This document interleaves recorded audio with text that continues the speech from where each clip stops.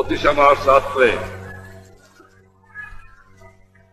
বাংলার মানুষকে আক্রমণ করেছিল।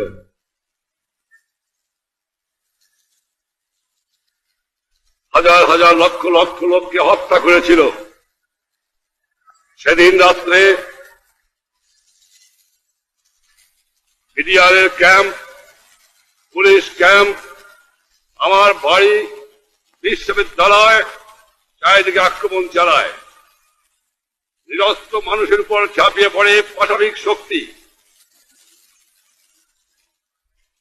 বাংলার মানুষকে আমি ডাক দিয়েছিলাম, 7ই মার্চে আমি প্রস্তুত করে দিয়েছিলাম। যখন দেখলাম আক্রমণ শুরু হয়ে গেছে, সেই মুহূর্তে আবার আমি ডাক দিলাম,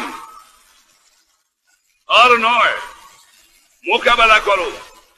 যে বাঙালি যেখানে আছে, যার জাতীয়তে মোকাবেলা করো। বাঙালিকে ৭৭ মানুষকে দাবায় রাখতে পারবে না। দুনিয়ার মানুষের কাছে আমি সাহায্য চেয়েছিলাম। আমার সামরিক বাহিনী যারা বাঙালি ছিল, আমার বিডিআর, আমার পুলিশ, আমার ছাত্র যুবক কৃষককে আহ্বান করেছিলাম। বাংলার মানুষ রক্ত দিয়ে মোকাবেলা করেছিল।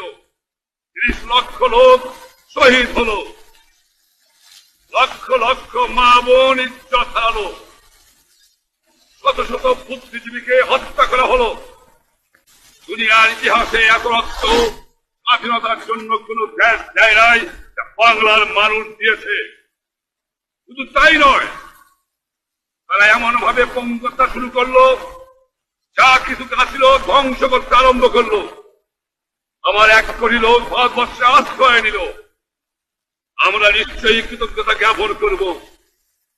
ভারতের আমি তাদের স্মরণ করি, তার কাছে মাফ কামনা করি, যারা এই দিন এই স্বাধীনতার জন্য জীবন আত্মাহুতি দিয়েছিল।